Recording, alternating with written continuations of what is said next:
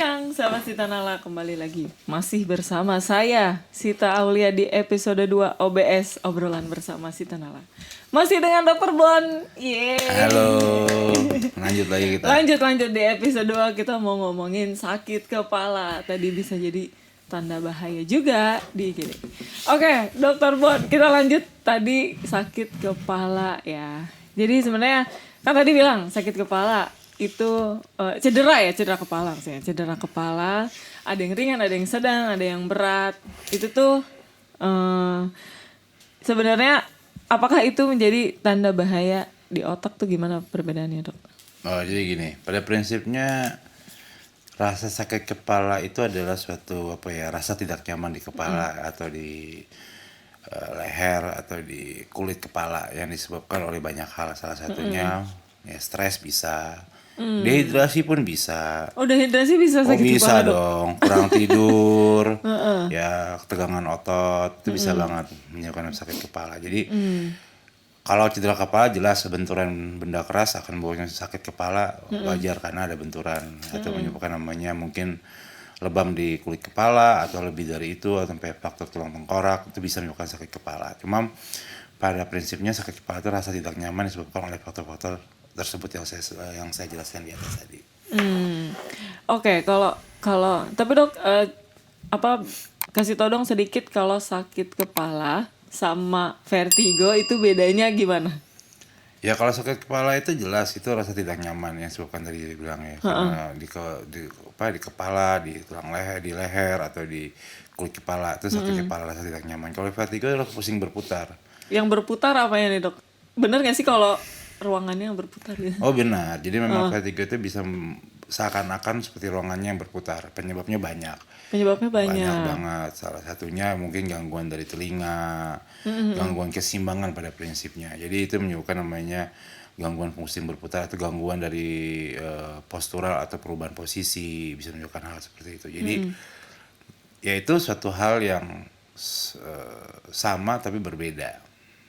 Sama tapi berbeda. Ya, itu satu kategori sapinya sakit kepala, kelainan di kepala. Cuma ya, kalau subjektivitasnya berbeda. Kalau sakit kepala itu bisa vokal, bisa dialami misalnya di depan doang, di tengah atau di belakang, atau di belakang leher atau kaku otot itu bisa sakit kepala. Tapi kalau vertigo jelas dia ketika dia mengalami namanya vertigo dia akan mengalami pusing berputar yang bisa menyebabkan namanya gangguan keseimbangan.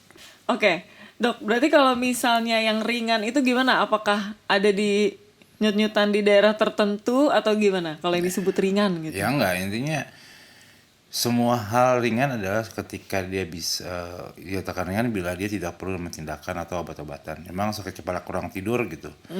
Ya intinya pengobatannya apa? Ya tidur, istirahat. Jadi masih biasa, masih bisa aktivitas masih gitu bisa ya? Aktivitas, tapi dia menyebabkan sakit kepala. Dehidrasi ya menyebabkan sakit kepala. Bisa juga sakit kepala. Ya.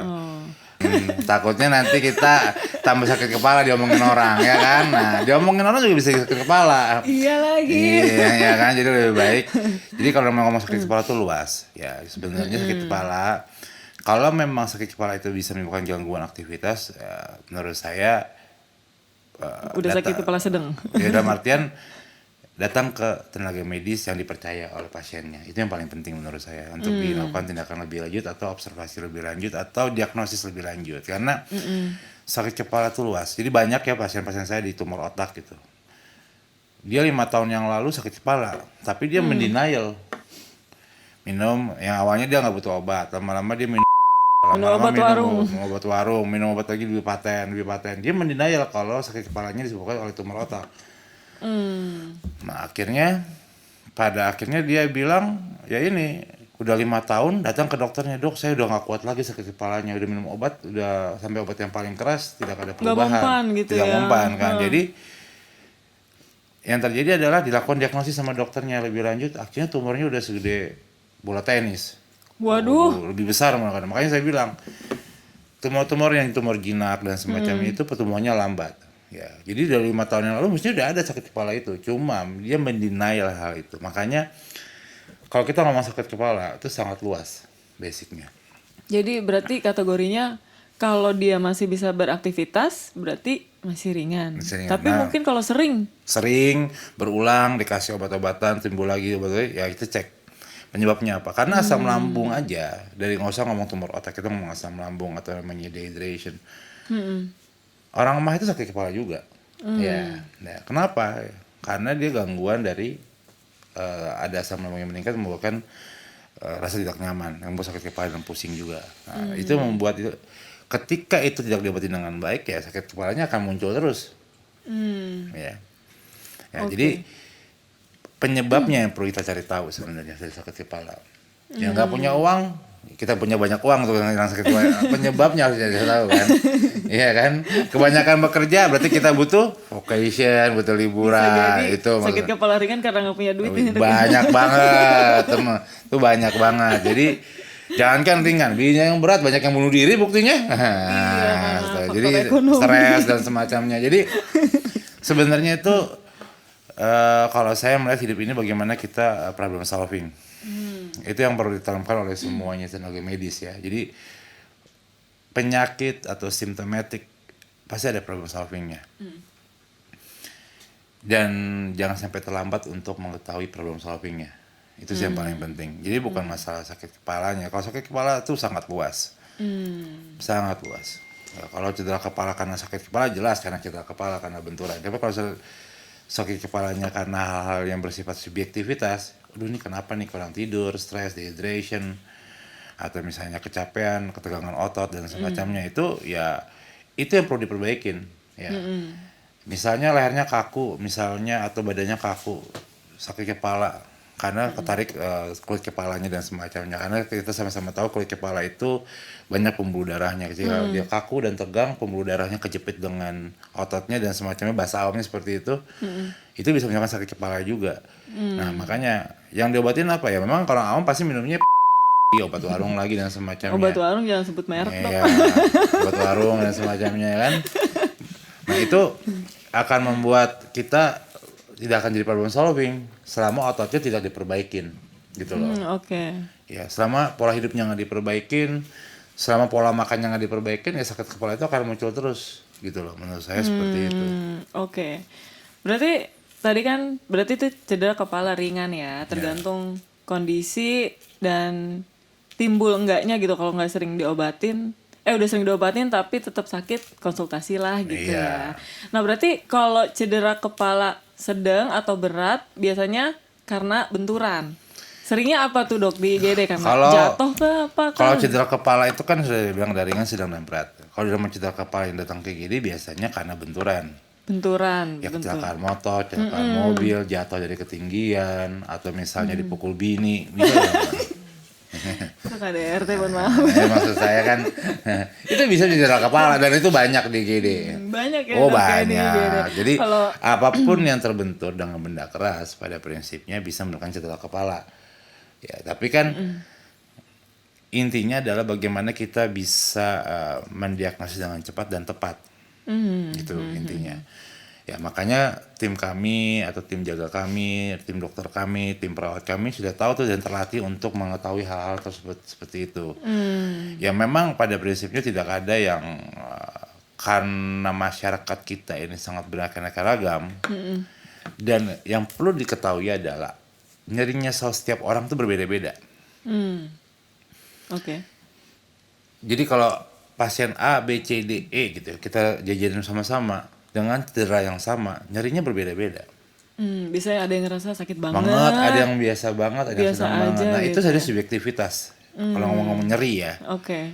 Nah, jadi sebenarnya kenapa kita butuh tim medis atau tim tenaga lebih yang dibandingkan orang awam untuk mendiagnosis itu? Karena untuk menilai itu, karena semuanya penilaian itu subjektif pada basically. Pada pemeriksaan nyeri ya. Memang ada skalanya dan semacamnya, tapi objektifnya adalah ketika memang ada ditambah dengan namanya luka terbuka, benturan yang cukup berat, kita baru bisa memastikan diagnosisnya apa. Tapi itu butuh tenaga medis untuk mendeklar bahwa hal itu adalah perlu tindakan ini A, B, C, D, dan E itu. Kurang lebih seperti itu. Oke. Jadi gitu ya sahabat Sitanala, jangan sampai jadi gitu sahabat Sitanala, jangan sampai ada KDRT balik lagi. Oke dok, kan dokter kan hobinya naik motor. Ojek, tukang ojek dong. Ojek. Dokter Bon itu hobinya, Dokter Bon punya komunitas kan, komunitas motor ya. Jadi gimana tuh dok? Berarti kan bahaya banget tuh dok kalau jatuh dari motor terus dia cedera kepala akhirnya.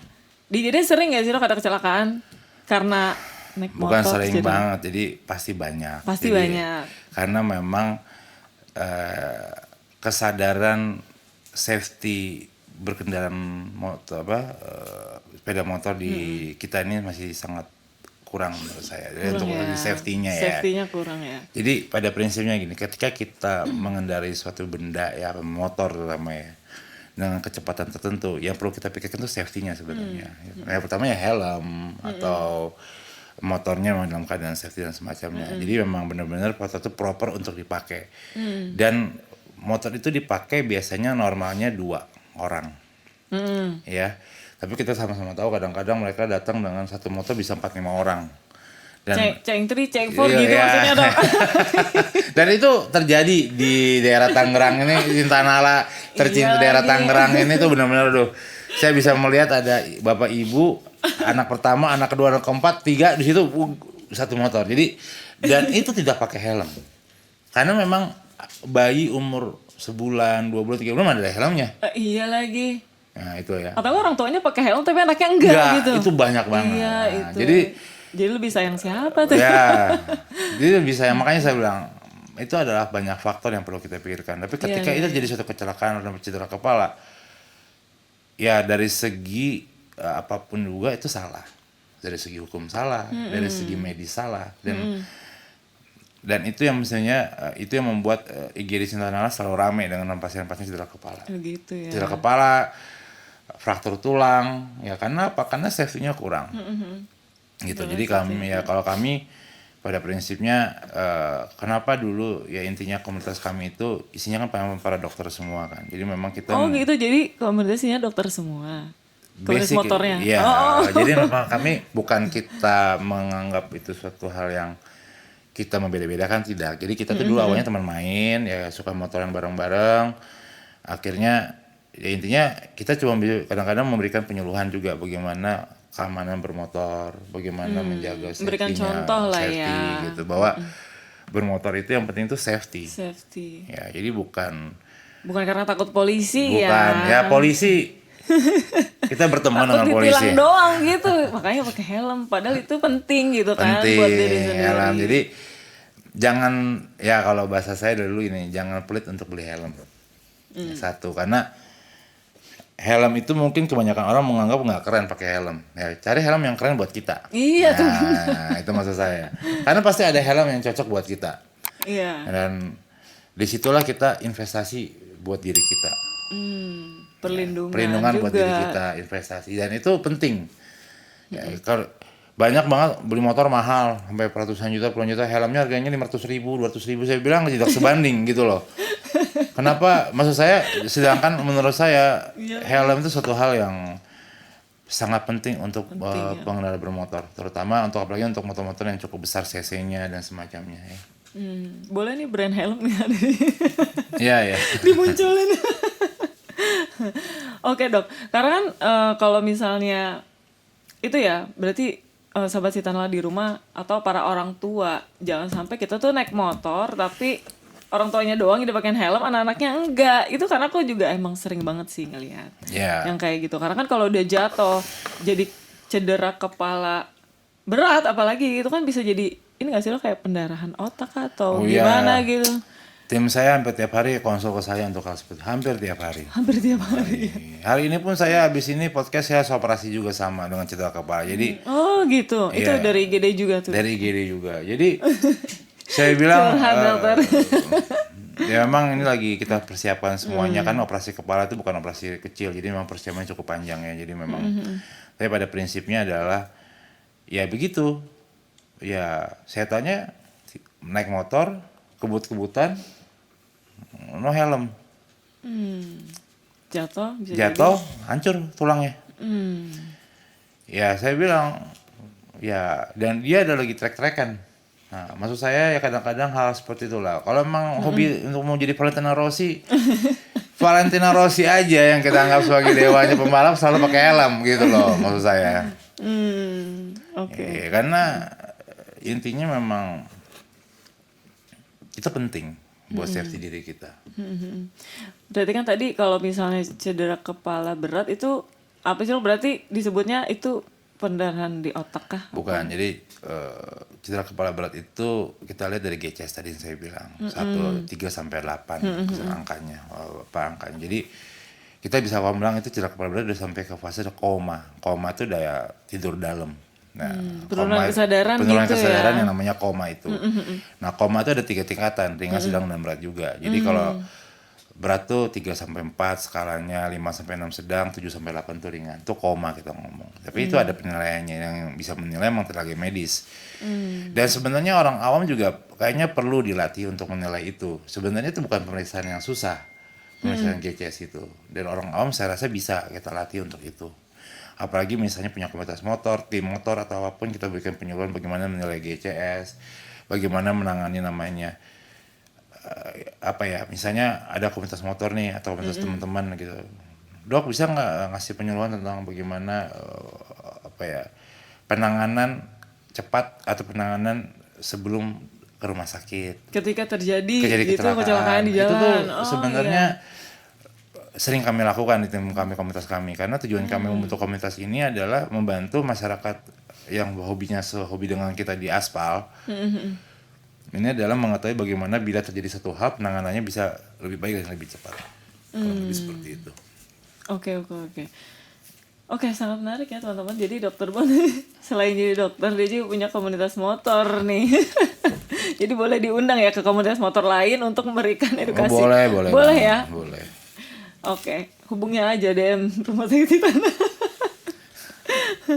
Oke dok, mungkin aku mau tanya ini ya. Kalau tadi kan, oke lah cedera kepala yang berat itu pasti langsung bawa ke IGD ya karena terjadi. Tapi kalau misalnya himbauan nih buat teman-teman di rumah, kapan sih kita harus ke IGD? Misalnya pusingnya udah berlangsung lama atau sering gitu. Itu yang kayak gimana, kondisi yang kayak gimana, harus cepet periksa gitu. Datanglah ke IGD untuk konsultasi. Ya bila ada tanda-tanda kegawatan, emergensi saya bilang tadi. Emergensinya apa? Misalnya penurunan kesadaran, muntah proyektil, atau misalnya pusing berputar. Kalau buat yang ringan? Yang ringan ya salah satunya saya bilang, kalau ringan adalah ketika dia mengganggu aktivitas. Misalnya pusingnya membuat pandangannya kabur karena pusing sehingga dia mengganggu aktivitas kerjanya. Menurut saya ada waktunya kita untuk pemeriksaan lebih lanjut. Ya nggak perlu IGD, mungkin ke poliklinik dan semacamnya. Pada prinsipnya periksa lebih lanjut. Misalnya obat warung udah nggak mempan, pokoknya ya udahlah periksa gitu ya dok. Oke, menarik sekali. Mungkin pertanyaan terakhir nih dari aku. Tolong Dokter Bon berikan pesan penting untuk masyarakat, hal-hal yang tidak boleh ditunda banget nih untuk segera ke IGD.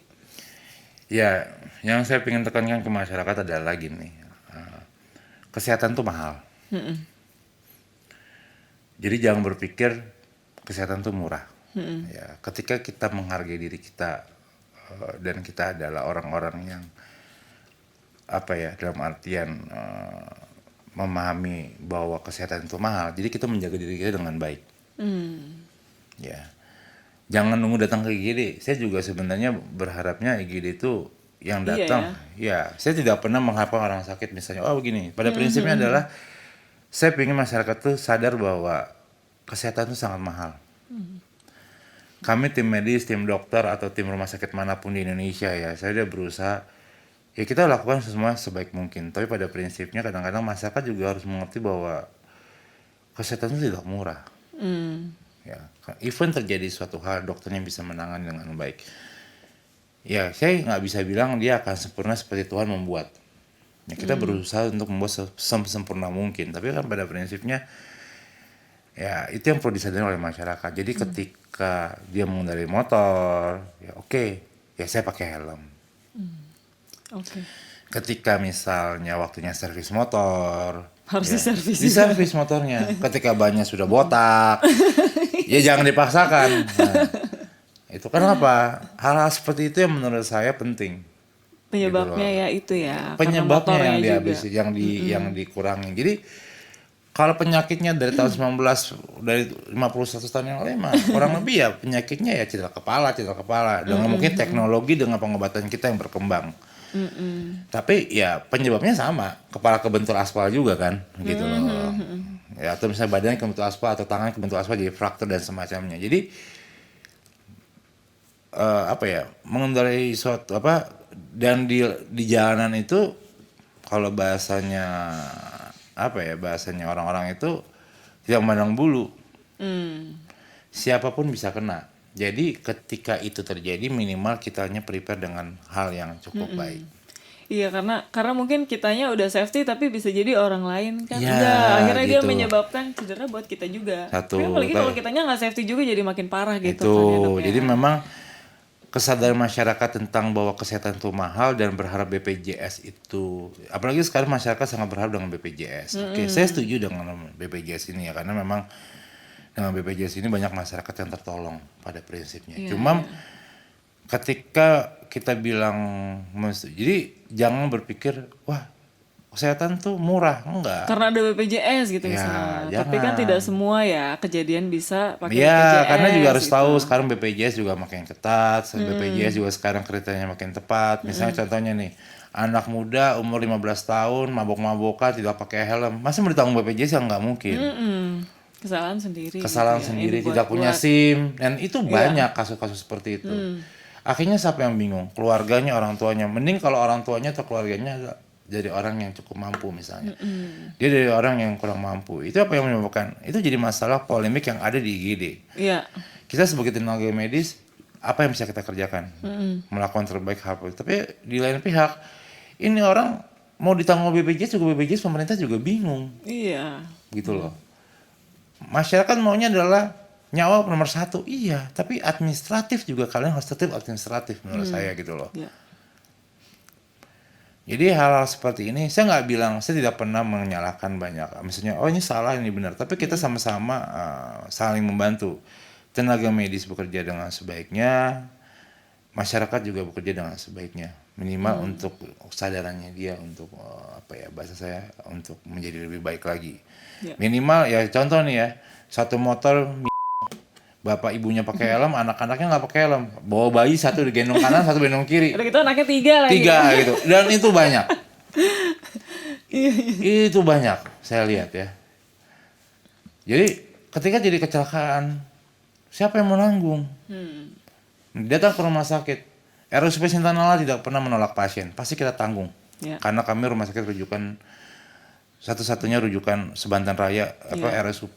Jadi pasti kita akan melakukan, ya kita akan bantu. Tapi kan karena administratifnya nggak bagus, itu akan memperhambat pasti.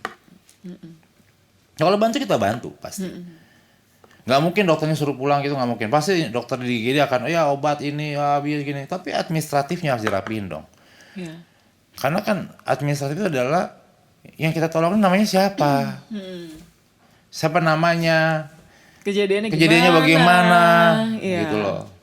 Apakah ini adalah korban perampokan atau bukan, kejahatan atau bukan, itu banyak yang perlu kita pikirkan. Karena ketika kita udah ngomong itu kan hukum yang bekerja di situ. Jadi Iya. IGD itu sangat kompleks saya bilang. Kompleks. Makanya saya bilang orang-orang yang bekerja di IGD adalah orang-orang yang sebenarnya dari segi mental cukup terlatih dengan baik. Cukup Ya, kuat. Cukup kuat, cukup terlatih dengan baik. Jadi karena kita datang dengan orang-orang yang berbeda setiap saat. Iya. Ada orang yang pura-pura sakit, ada orang yang pingin menghindari permasalahan datang ke IGD, Datang ke ada IGD. orang yang benar-benar sakit. Oh. Nah, makanya tim triasi yang saya jelaskan tadi adalah untuk bisa memilah itu dengan baik. Oke. Kurang Oke dok, jangan dilanjutin lagi. Tadi ada yang datang pura-pura sakit. Coba denger ya. Oh, banyak. Itu akan kita lanjutin bersama dokter IGD lainnya. Iya. Nanti kita akan mengupas tuntas lagi kejadian apa sih kira-kira yang unik yang pernah ada di IGD bersama dengan satu lagi ya.